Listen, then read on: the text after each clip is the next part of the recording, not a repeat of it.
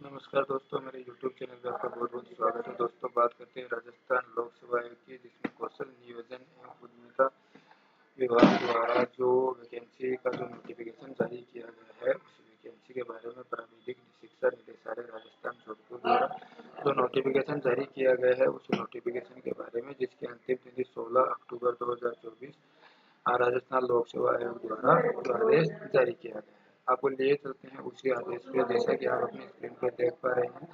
2 सितंबर 2024 को राजस्थान लोक सेवा आयोग अजमेर द्वारा कौशल नियोजन एवं उद्यमिता विभाग प्राविधिक शिक्षा निदेशालय राजस्थान जोधपुर द्वारा जो वैकेंसी का जो नोटिफिकेशन जो जारी किया गया है, वो टोटल 68 यानी कि 68 पदों पे ये नोटिफिकेशन जारी किया गया है। इसमें नॉन शेड्यूल्ड एरिया के लिए जनरल की 15, जनरल डब्ल्यू के लिए 5, एससी जनरल के लिए 7, एससी डब्ल्यू के लिए 1, डब्ल्यू डी के लिए 1, एसटी के लिए 6 जनरल, 1 डब्ल्यू के लिए 1, डब्ल्यू डी के लिए, ओबीसी के लिए 9, जनरल डब्ल्यू के लिए 3 और डब्ल्यू डी के लिए 1 वैकेंसी।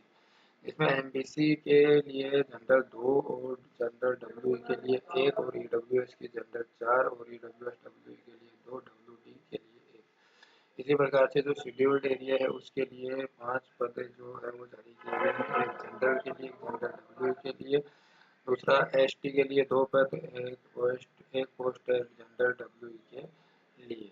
इसी प्रकार से इसका जो आवेदन है, वो आवेदन है आप अपनी SSYT के द्वारा आप कर पाएंगे, जिसमें अनिवार्य शैक्षणिक योग्यता जो है secondary with physics, chemistry and mathematics optional subject under old scheme के द्वारा या टेक्निकल में बी वॉल्यूम के द्वारा degree in technology engineering AICTE UGC द्वारा अप्रूव होना चाहिए।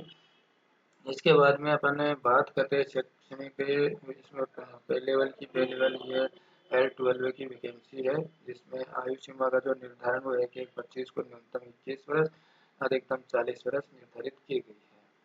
अनुसूचित जाति के अनुसूचित जाति, अनुसूचित जनजाति, पिछड़ा वर्ग, अति पिछड़ा वर्ग एवं आर्थिक रूप से कमजोर वर्ग के पुरुष अभ्यर्थियों के लिए 5 वर्ष की छूट रखी गई है आयु में।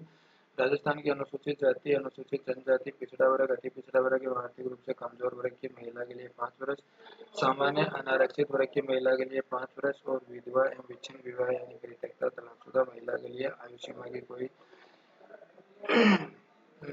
इसमें नहीं रखा गया है। उसके बाद में अपन बात करते हैं चयन प्रक्रिया। अभ्यर्थियों का चयन लिखित परीक्षा के माध्यम से किया जाएगा। आवश्यकता पड़ने पर उत्तर पत्रिका के मूल्यांकन में स्केलिंग, मॉडरेशन, नॉर्मलाइजेशन इस पद्धति को अपनाया जा सकता है। परीक्षा का स्थान माह अभी इसका यथा समय सूचित किया जाएगा। अभी कोई एग्जाम की तिथि इसमें जारी नहीं की गई है। और दूसरी बात, परीक्षा योजना पाठ्यक्रम उक्त पदों से संबंधित सेवा नियम के 19 के अनुसार लिखित परीक्षा के रूप में आयोजित की जाएगी। उक्त नियम में विहित प्रावधान के अनुसार लिखित परीक्षा की स्कीम में पाठ्यक्रम आयोग द्वारा विनिश्चित किया जाएगा। परीक्षा वस्तुनिष्ठ रूप में यानी कि ऑफलाइन ऑनलाइन में ली जाएगी। आवेदन की जो अवधि है, वो दिनांक 7/9/24 से दिनांक 16/10/24 रात्रि 12 बजे तक आप जो अपना आवेदन है वो अपने SSOIT के माध्यम से अपना आप OTR करके, OTR के माध्यम से आप वन टाइम रजिस्ट्रेशन करने के पश्चात, वन टाइम पेमेंट आप जमा करने के पश्चात आप अपना जो आवेदन है, वो आवेदन आप 16 अक्टूबर 2024 तक सुनिश्चित कर सकते हैं।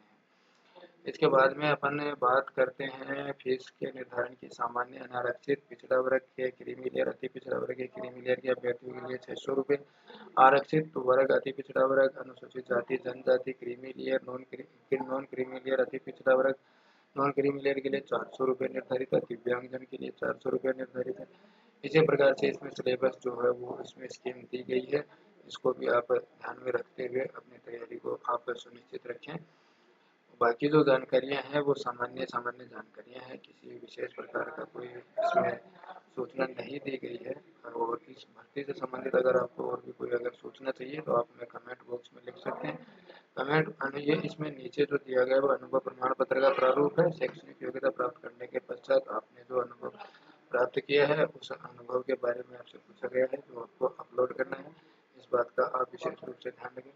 इस भर्ती से संबंधित अगर आपको कोई और कोई सूचना चाहिए तो आप हमें कमेंट बॉक्स में लिख सकते हैं। कमेंट बॉक्स में आपके जो सवालों का जो जवाब है वो आवश्यक रूप से दिया जाएगा। आज के लिए बस इतना ही। जय हिंद, जय भारत।